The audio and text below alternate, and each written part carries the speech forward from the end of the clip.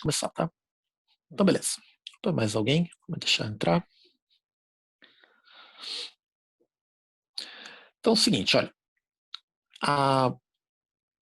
Na aula passada, a gente estava falando sobre trocas de calor, e o primeiro processo de troca de calor que a gente viu foi a condução. Então, na condução, o calor é transmitido através de colisões entre as moléculas. Então, eu tenho uma barra, por exemplo, e nessa barra, uma molécula bate na do lado que vai passando energia para frente, assim por diante, né? Vai passando de uma molécula para outra a energia. Na condução, como eu preciso de moléculas se batendo, a condução ela vai ser muito boa em materiais sólidos, mas ela vai ser muito fraca em líquidos e mais fraca ainda em gases, porque as moléculas vão ter mais dificuldade em bater uma nas outras, né? Passar energia para frente. Mas mesmo nos materiais sólidos, os metais, a condução vai acontecer rapidamente, porque nos metais as moléculas estão muito bem presas umas nas outras, né? E a condução vai ser rápida, colisão entre as moléculas. Em alguns outros materiais, tipo plástico, madeira, tecido, a condução ela é mais lenta, né? Porque as moléculas têm mais dificuldade em passar esse calor para frente. Daí a gente fala que são materiais condutores ou isolantes, né? Certo? Lembrando que todo mundo conduz, né? Até os isolantes. Agora, então, a gente vai para o segundo processo de troca de calor. Então, o segundo processo de troca de calor é chamado de convecção. Tá? Ele é um pouquinho diferente da condução, bem diferente, na verdade, mas a gente pode analisar ele agora. Então, como que acontece a convecção? Aqui eu vou precisar lembrar do primeiro trimestre. No primeiro trimestre, só conceitos, tá? Não precisa lembrar de equação. No primeiro trimestre, a gente viu duas equações que vão permitir que a gente veja uma coisinha agora. Então, é o seguinte, a primeira equação é a da densidade. Não precisa escrever as equações, a gente só vai usar elas de uma forma mais qualitativa, entender como ela funciona, mas não vai precisar fazer conta. Então, a gente tem a equação da densidade. A densidade é massa sobre volume, ok? E outra equação que a gente aprendeu é a do empuxo. Do empuxo, que é a força que faz os objetos flutuarem, né? Era a densidade do fluido, a gravidade e o volume submerso. Então, por que eu vou precisar dessas duas equações? A gente também vai precisar lembrar do conceito de dilatação. Então, o que era dilatação? Quando eu aumento a temperatura, um objeto aumenta de volume. Então, vamos lembrar assim, quando eu aumentar a temperatura, se eu tenho uma variação de temperatura positiva, eu vou ter um aumento de volume positivo. Isso foi o que a gente aprendeu em dilatação no segundo bimestre. Agora vamos voltar para cá. Quando eu aumentar o volume, quer dizer que a minha massa ela vai estar esparramada por um espaço maior. Ou seja, essa massa ela se diluiu, né? Ela ficou mais esparramada. O que significa isso? Que a densidade diminui. Tudo bem? Então a densidade desse material diminui. Agora, a densidade dele diminuiu. O que acontece com o empuxo? Bom, o empuxo, nesse caso, vai começar a ganhar do peso desse objeto. E o empuxo faz o objeto subir. Porque o empuxo sempre é contrário ao peso. Então, quando a densidade diminui, esse objeto fica mais esparramado, aumenta o volume dele aumenta, e se aumenta o volume, aumenta o empuxo. E nesse caso, o empuxo vai ganhar do peso e o empuxo vai fazer o objeto subir. Então vejam que toda essa conclusão, a gente fala o quê? Para dizer o quê? Para dizer que quando eu aumento a temperatura de um objeto, o volume dele aumenta, volume aumentando, densidade diminui, densidade diminuindo, faz com que o peso relativo dele fique menor e o empuxo vai ganhar e ele vai subir. Então a ideia final aqui é que objetos mais quentes tendem a subir, beleza? E substâncias mais frias tendem a descer. Beleza? Certo, gente? E claro que se eu estou falando que um objeto quente sobe, significa que quando ele está subindo, ele está levando essa energia com ele. Então, transferência de energia entre quente e frio, a gente chama de calor. Então, o calor sobe porque o objeto sobe. Vamos pegar um exemplo bem simples aqui, olha. Pensa que eu tenho aqui uma panela cheia de água e aqui eu tenho ela no fogo. Então, aqui está o fogo. Ó. Do como você desenha fogo, tem fogo dos dois lados. O que vai acontecer? Essa panela está cheia d'água, tá? Deixa eu colocar água aqui. Então, o que vai acontecer? A água que está em contato com o fogo, ela vai esquentar. Contato com o fundo da panela que está em contato com o fogo, né? ela vai esquentar. Então, essa parcela de água que está quente e essa parcela de água que estão quentes, o que acontece com o objeto quente? Ele tende a subir. Então, essa substância vai subir. Beleza? A água que está lá para cima, ela está mais fria, portanto. Se ela está mais fria, ela tem a tendência de descer. Então, aqui está quente, vermelho é quente, azul é fria. Esse movimento de subida e de descida dos materiais, a gente chama de correntes de convecção. Correntes de convecção. Então, as correntes de convecção vão fazer com que o objeto quente suba, o objeto frio desça, e esse movimento faz com que toda a água seja aquecida. Né? Você consegue perceber isso, esse movimento que a água faz subindo e descendo, antes da água ferver, tá?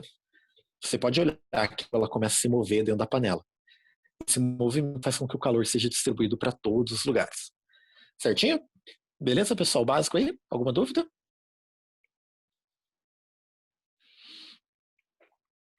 Sem dúvidas? Beleza. Então, continuando aqui. Continuando aqui, gente. Da mesma forma, quando essa água quente chegar aqui em cima, através da condução, que é fraquinha, ela vai passar um pouco desse calor para o ar. Então, esse ar que vai estar aqui em cima, ele vai estar mais quente. E a tendência do ar quente é subir. A tendência do ar quente é subir. Então, se você tiver uma panela esquentando e você colocar a tua mão aqui em cima, longe da panela, você vai sentir que tem calor vindo de baixo para cima. Está pegando embaixo da sua mão, porque o ar quente está subindo. O que a gente pode perceber já de cara aqui? Água sobe, água quente sobe, água fria desce, o ar quente sobe, obviamente o ar frio vai ter que descer, né? Mas uma coisa importante que a gente pode falar aqui, já vou colocar aqui, olha, observação. A convecção só ocorre em fluidos. Beleza? O que são fluidos? Fluidos são líquidos e gases. Tem como a convecção ocorrer no material sólido? Não, de forma nenhuma. Não faz sentido. Imagina, eu pego uma pilha de tijolo, cheia de tijolo aqui no meio, daí eu esquento o tijolo de baixo, e esse tijolo de baixo que está quente, ele vai subir, e o tijolo de cima que está frio vai começar a descer. Não faz sentido nenhum, né? Beleza? Só acontece em materiais fluidos, né? Somente em líquidos e gases. Então o gás mais quente sobe, o líquido, o gás mais frio tem a tendência de descer. Certinho, pessoal? Dúvidas? Hein? Falem comigo, gente. Não, professor. Tranquilão, né? Tranquilo. Beleza. Então, e esse movimento, como eu falei, é causado por essa diferença entre o empuxo e o peso, né? O empuxo e o peso que vão causar essa diferença. Bom, vamos ver alguns exemplos aqui. Eu tinha falado para vocês que a garrafa térmica, ela impede o calor de sair dela, né? Ou quando eu estou colocando alguma coisa quente lá dentro, pelos 3 processos. Pela condução, a gente comentou na aula passada, é porque entre as paredes de vidro, são 2 paredes, você tem uma região aqui no meio de vácuo. E o vácuo não tem molécula, então não tem como uma molécula bater no outro e passar calor para frente. Através da convecção, é bem fácil. Vejam que o ar quente poderia levar a energia para fora da garrafa térmica, mas se você colocar uma tampa aqui em cima, não tem, né? Então, uma garrafa térmica tampada não perde calor por convecção. Certo? Outro exemplo que a gente pode falar aqui, então, deixa eu tirar essa folha daqui, gente. Outro exemplo que a gente pode falar é o caso da geladeira. Eu tinha falado na aula passada sobre as paredes da geladeira, mas agora eu vou falar sobre o interior dela. Então, assim, eu tenho uma geladeira, essa geladeira ela tem o congelador em cima, tá? Essa geladeira, ela trabalha com um motor, esse motor ele trabalha com gás, tá? O nosso próximo assunto vai ser falar de gases, e a gente pode até falar disso. Mas basicamente esse gás ele é muito gelado quando ele sai do motor. Se ele é muito gelado, quando ele passa em volta do congelador, ele é tão gelado, e ele passa em volta do congelador aqui, que o congelador está mais quente que o gás. Se o congelador está mais quente, o congelador manda calor para o gás. Beleza? Se o congelador está mandando calor para o gás, o congelador está ficando mais frio. O ar que está perto do congelador aqui em cima, ele é um ar que está frio. E esse ar frio, ele tem a tendência de descer. Então, dentro da geladeira, está tendo convecção o tempo todo. O ar frio desce e o ar quente vai subir, né? É claro, quando eu falo ar quente, é ar menos frio, né? Certo? Porque eu estou dentro da geladeira das contas. Então, o ar frio vai descendo, ele está mais quente que as coisas que estão dentro da geladeira, então as coisas vão passando calor para o ar. Então, dentro da geladeira tem convecção o tempo todo, tem esse movimento, levando o calor para o congelador joga o calor para o gás e o gás joga o calor para fora. Tá? O que acontece quando você abre a porta da geladeira? Quando você abre a porta, todo esse ar frio, ele escorre para fora. Tá? Ele escorre da geladeira. Então, quando falam para você que ficar abrindo a geladeira o tempo todo faz ela gastar mais, é verdade. Realmente vai gastar mais, porque ela vai ter que resfriar o ar de novo lá dentro, trabalhar tudo de novo, né? Certo? Colocar coisa quente dentro da geladeira estraga a geladeira? Já ouviram? Não sei se já ouviram falar isso. Não, é uma mentira, né? Colocar coisa quente dentro da geladeira não estraga. O que você vai fazer é esquentar o ar lá dentro. Se você esquenta o ar, a geladeira vai ter que trabalhar mais para compensar, né? Beleza? E vai gastar mais energia. Mas estragar a geladeira não. Para onde vai esse calor que a geladeira está retirando lá de dentro? Esse calor é jogado para fora pelaquela grade que fica atrás da geladeira, né? Onde você coloca o seu tênis depois você toma chuva. Colocar coisa para secar na grade é pior? Bom, depende do que é pior. Não vai estragar a geladeira, mas vai fazer ela gastar mais, porque aquela grade é para trocar calor com o ambiente. Se você coloca um monte de coisa lá em cima para secar, né, o pano de prato depois que você secou a louça, basicamente você está criando uma camada que impede essa troca de calor, né, dificulta. Então ela vai acabar gastando mais energia também. Belezinha, gente? De boa? Então, quando falam para não ficar abrindo a geladeira, não abre a geladeira, tá? Deixa ela quietinha lá. Tá? Tá, tem 2 exemplos aqui que eu vou comentar com vocês no negócio. Bom, outro caso que a gente pode falar aqui é do balão. Então, se você tem um balão, ele teria mais ou menos esse formato aqui, né? Parece uma lâmpada gigante. Agora parece uma lâmpada mesmo, né? Esse balão ele tem uma chama. O que essa chama faz? Essa chama serve para que o ar aqui dentro fique quente. O ar quente ele vai ser mais leve do que o ar frio que está em volta do balão, né? Certo? Por isso que a gente fala que é um balão de ar quente. Então, o ar em volta é mais frio. O que isso vai fazer? Isso vai fazer com que... Eita, fica quieto aqui no meu lado, cara. Isso vai fazer com que esse espaço aqui dentro seja mais leve do que o que está em volta, tem a tendência de subir. Ele é tão mais leve que ele consegue sustentar o peso do próprio balão, né? E por isso que o balão sobe. O problema do balão é que ele não tem volante, né? Então você não sabe para que lado você está indo, né? Certo? Você pode analisar, mas é só o vento que vai te levar mesmo, né? Não tem como você controlar a direção que você vai. Quando o ar está quente, o balão tem a tendência a subir. Quando o ar está frio, a tendência é ele descer, né? Voltar a descer. Mas não é imediato, então não adianta você acende o fogo, acha que o balão vai começar a subir do nada. Não, o ar tem que esquentar primeiro. Não adianta você apagar o fogo aqui e achar que o balão vai começar a descer. Não, para ele descer, o ar lá dentro tem que esfriar, certo? Belezinha, pessoal? A ideia do balão de ar quente? Qualquer dúvida, falem aí, tá? Beleza? Aqui já foi. Isso já foi. Garrafa térmica. Só deixa eu ver aqui qual. Isso. Beleza. Tem mais um exemplo. Antes da gente fazer um exercício da apostila. Então, pessoal, o último exemplo que eu falo para vocês aqui é do tectonismo. Então, o tectonismo seria o movimento das placas tectônicas, né? Certo? Então, a gente sabe que a Terra não é sólida, né? Ela tem uma casquinha sólida, mas o resto é meio líquido, pegajoso, né? Que é o que a gente chama de magma.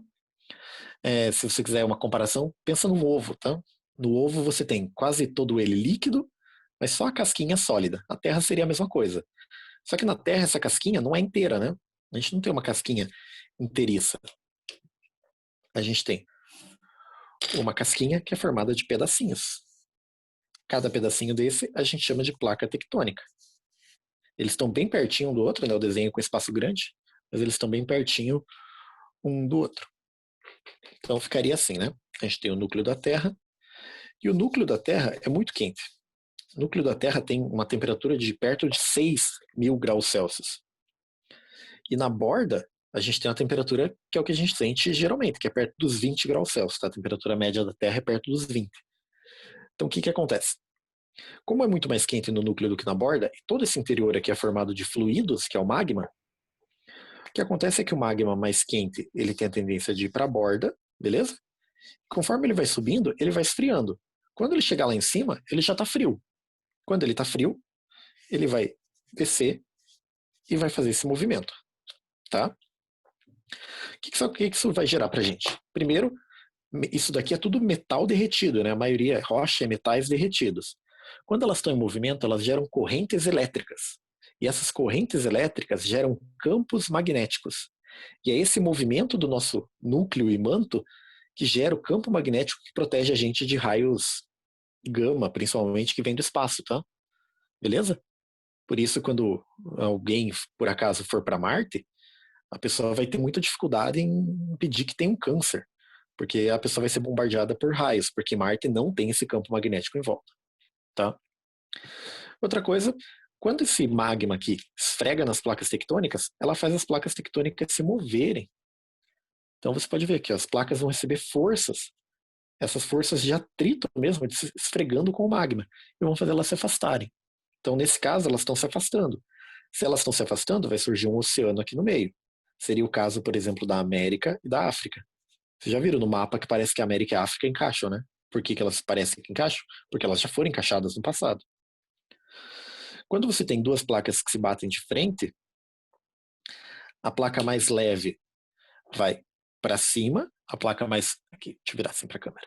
A placa mais leve vai começar a subir, a placa mais pesada vai começar a afundar, e isso vai fazer surgir uma cadeia de montanhas. Então aqui, além de duas placas se batem de frente, eu teria uma cadeia de montanha, que seria, no caso da América, né, da América do Sul aqui, a Cordilheira dos Andes. Beleza? Ou seria o caso da Índia batendo na Ásia, né? A Índia está empurrando a Ásia para cima, então faz surgir lá uma cadeia de montanhas que é o Himalaia. E as montanhas vão ficando cada vez mais altas, né? Certo? Beleza? Quando você já ouviu falar em sal do Himalaia, você fala, como que tem sal se sal tem no mar e o Himalaia é uma cadeia de montanhas alta? Bom, porque a Índia está empurrando o fundo do mar para cima, é o que faz surgir as montanhas. E quando duas placas se batem meio que de lado, assim, olha, é onde você vai ter maior chance de terremoto. Então seria o caso lá da Califórnia, Japão, o próprio Haiti, né, ali o Caribe. Beleza, gente? Certo? Tudo isso causado pelo quê? Pela convecção do magma no interior da Terra. Alguma dúvida aqui sobre convecção? Hein, pessoal, sobre esses exemplos que eu passei? Não. De boas? Beleza. Então, vou pedir para vocês fazerem o seguinte agora, tá? Então, nesse momento, eu quero que vocês peguem a apostila para a gente fazer algumas atividades. Então, peguem a apostila na página 10.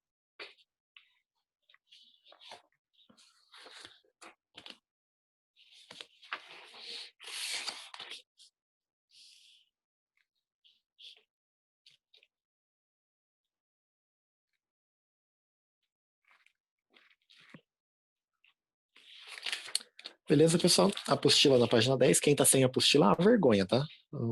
Segunda semana já de aula, a gente já devia ter ido buscar.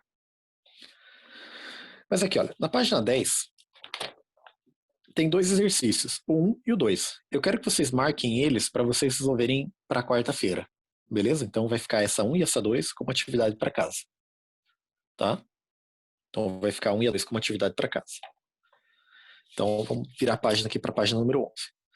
Página número 11, questão 3 e questão número 4. Essa eu vou fazer com vocês. Então acompanhem lá comigo. Questão número 3. São exemplos que eu não passei, tá? Eu vou explicar eles na própria questão. Então o número 3 fala assim. Numa área de praia, a brisa marítima é uma consequência da diferença no tempo de aquecimento do solo e da água, apesar de ambos estarem submetidos às mesmas condições de irradiação solar. Eu tinha comentado isso com vocês, né? Que a água e a areia esquentam em tempos diferentes, né? Certo? Por quê? Porque a areia tem uma capacidade térmica menor e a água tem uma capacidade térmica maior, tá?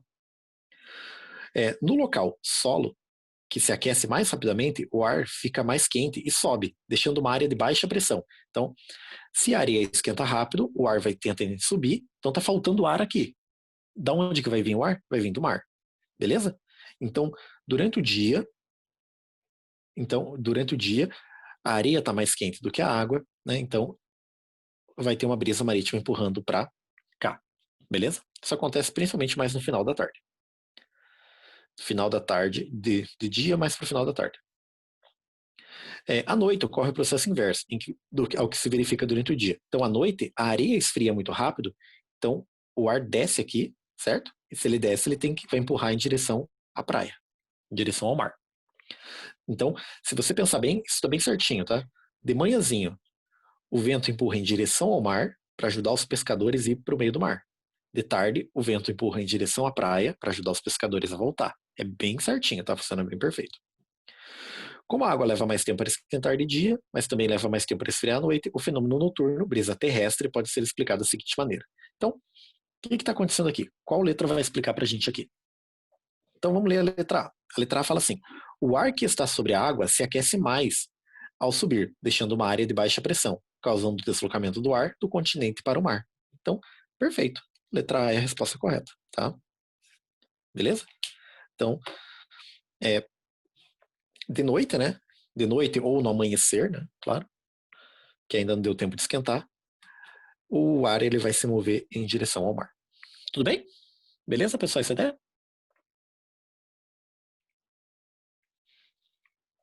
Então vejam que a convecção, mesmo a gente falando, né? O ar quente sobe, o ar frio desce. Mesmo assim, ele também produz ventos laterais. E esses ventos laterais ajudam a ajuda a gerar o vento que a gente conhece, né? Outra coisa que acontece aqui, olha, quando a gente fala menor pressão, vocês já devem ter visto isso no jornal como zonas de baixa pressão, certo? Quando o ar quente sobe, ele leva a umidade junto, e essa umidade vai gerar nuvens, e nuvens geram chuva. Então, onde está mais quente, tem a tendência de chover mais, onde está mais frio, tem a tendência de chover menos. Então, a gente sabe que quando a gente tem verão, é mais provável ter chuva no verão do que no inverno. Beleza, gente? Porque no verão eu tenho zonas com maior temperatura, que geram menor pressão, que fazem a umidade subir. Ok? Beleza? Se você ler as outras alternativas, todas elas vão estar erradas, né? É claro. Questão número 4. Questão número 4 fala o seguinte: um arquiteto desenhou os projetos de 2 salas para uma casa.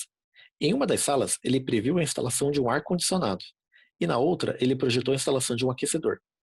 Represente na ilustração o sentido do movimento das massas de fluido liberadas por cada um dos equipamentos. Então, vamos lá. Vou pegar aqui, porque agora a gente vai ter que fazer um desenho, né? Então, tirar essa folha daqui. Eita, sai daqui. Então, na letra A, você pode ver que na letra A a gente tem um aquecedor. E na letra B, a gente tem um ar-condicionado. Perceba o seguinte, aqui na letra A, o aquecedor está ligado perto do chão. Aqui está o aquecedor, certo? Na letra B, tem um ar-condicionado. E o ar-condicionado está mais perto do teto. Por que isso? Então, por quê? Qual a função do aquecedor? A função do aquecedor é fazer com que o ar em volta dele se aqueça. Quando esse ar se aquece, fica quente, a tendência dele é subir. Conforme esse ar vai subindo, o que ele faz? Ele obriga o ar que não foi aquecido ainda, ou seja, o ar que está mais frio, a descer. E esse ar mais frio vai se aproximar do aquecedor. Então, o aquecedor tem que ficar perto do chão para que gere uma corrente de convecção aqui dentro que faça com que o ar do ambiente todo passe perto do aquecedor e seja aquecido. Belezinha? Se você fizer uma cagada e colocar o aquecedor na parte superior do quarto, então, de forma errada, você colocou o aquecedor em cima. O que vai acontecer? Esse aquecedor ele vai aquecer a camada de cima do ar, vai ficar quente, mas a parte de baixo não tem muito como o calor ser transmitido, né? Certo? Vai ter que ser por condução, e a condução dos gases é bem fraca. Então, no fundo aqui do quarto vai ficar frio ainda, né? Beleza? Então, você aqueceu o teto só, não adiantou nada. Beleza, pessoal? Certo? No caso do... esse seria o desenho, então, né? Pediu para represente na ilustração o sentido do movimento. Então, na letra A, o aquecedor joga ar quente para cima e o frio vai descer até aquecer tudo. Na letra B seria o contrário. Se eu quero ligar um ar-condicionado, eu coloco ele no alto, porque ele gera ar frio. A tendência do ar frio é descer. Quando o ar frio vai descendo, o que ele faz? Ele faz com que o ar quente tenha a tendência de subir e vá passar lá perto do ar-condicionado para se resfriar também, né? E assim você vai resfriando o quarto inteiro através das correntes de convecção. Certo, gente? Se você pegar um ar-condicionado e colocar ele encostado no chão, né? Compra um daqueles ar-condicionado portátil e deixa ele bem pertinho do chão aqui, o que vai acontecer? Ele vai refrigerar o ar que está perto do chão, frio, mas o ar que está para cima não vai ser resfriado com tanta facilidade. Então vai continuar uma camada mais quente para cima. Tudo bem? Beleza, gente? Você pensar só pensar nessa ideia aqui, você já pode entender o porquê que quando tem incêndio, a recomendação é para que você sempre ande agachado, né? Sempre vá agachado. Por quê? Porque o ar quente com a fumaça, eles têm a tendência mais de subir. Então você vai ter fumaça mais para cima, né? E o ar frio embaixo, onde não tem fumaça, né? Ou pelo menos tem a tendência de ter menos fumaça. Pessoal, alguma dúvida aí? Tranquilão? Tranquilo. Beleza. Pessoal, então, para a gente encerrar essa primeira parte, então lembre, eu fiz a 3 e a 4 e ficou para vocês aqui a 1 e a 2, tá? Então marquem a 1 e a 2, vocês fazem para quarta-feira. Gente, chamada, coloque o nomezinho ali no chat. Coloque o nomezinho no chat. E daí eu vou encerrar essa reunião e vou abrir outra, tá? Beleza? Pra gente ver o segundo conteúdo de hoje.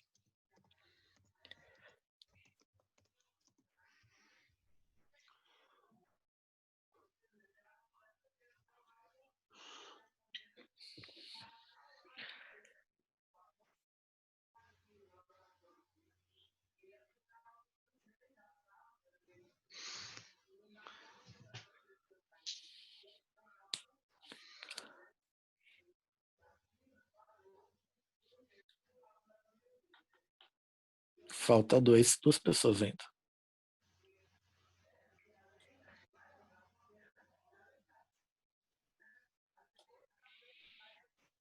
Esperar mudar um minuto. Daí tá valendo. Vocês que preencheram, pode sair, tá? Entrem daqui a 1 minuto, mais ou menos, 1 minuto e meio no outro link. No mesmo link, não outro.